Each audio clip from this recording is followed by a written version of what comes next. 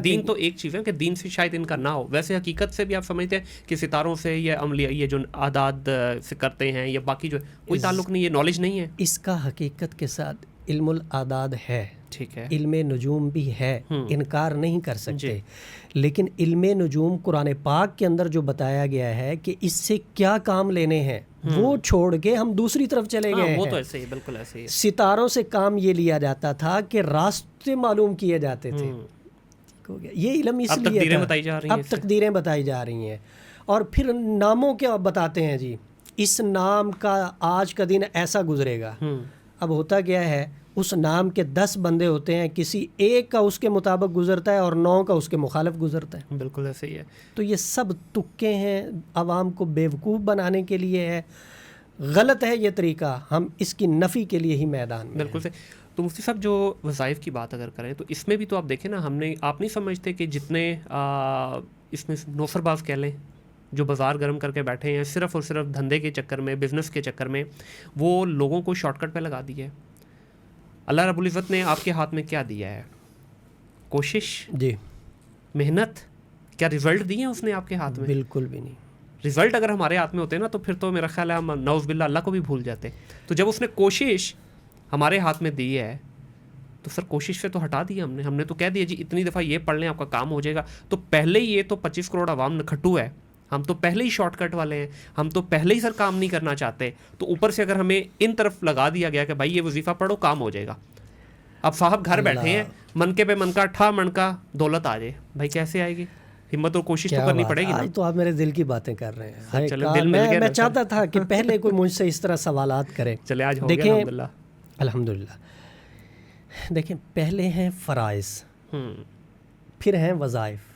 بالکل ایسے ہی۔ فرائض چھوڑ کے وظائف پہ آپ وہ نہیں کر سکتے۔ کیا بات ہے۔ المیہ یہ ہے کہ لوگ فرائض کو چھوڑ رہے ہیں اور وظائف کی طرف جا رہے ہیں۔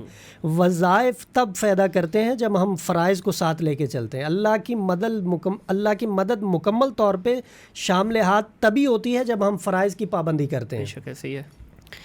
ٹھیک ہو گیا فرائض۔ دوسری رہی چیز کوشش، آپ نے جو بات کی ہے، قرآن پاک میں اللہ تعالیٰ کہتے ہیں والذین جاہدوا فینا لنہدینہم سبلنا، کہ کوشش کرنا تمہارا کام ہے، راستے کھولنا ہمارا کام ہے۔ سبحان اللہ۔ میں ایک واقعہ یہاں پہ بتاتا ہوں، حضرت موسیٰ علیہ السلام، حضرت یوسف علیہ السلام کا واقعہ قرآن پاک میں اللہ نے اس کا ذکر کیا ہے کہ زلیخا آپ کے اوپر فریفتہ ہوئی، کمروں میں لے گئی، 7ویں کمرے میں جا کے اس نے دروازہ بند کر دیا، تالے لگا دیے۔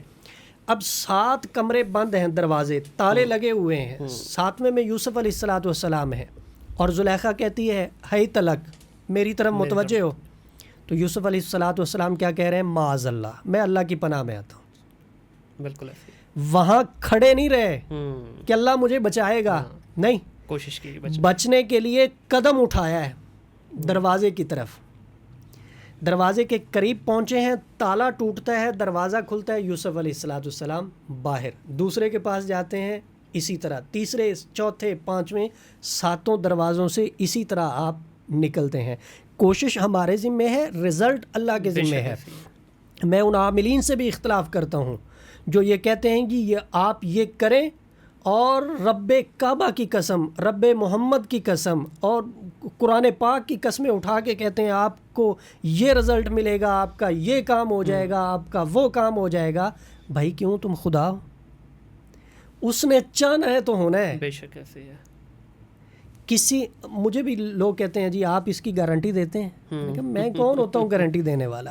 اور بھائی رکنے پہ آئے تو ہمارے کام رک جاتے ہیں۔ بالکل ایسے ہی ہے۔ آپ دیکھ لیں، کسی بھی عامل کو آپ نے جج کرنا ہو تو اس کی لائف کے اندر بھی ہزاروں الجھنیں ہیں۔ بلکہ یہ سوال پوچھنا بھی ہے میں نے آپ سے، ٹھیک ہے؟ میں بتا دیتا ہوں، ہر بندے، ہر عامل کی لائف میں ہزاروں الجھنیں ہیں۔ اگر وہ اتنا ہی کرنے والا ہوتا تو اپنی الجھنوں کو ختم کرتا۔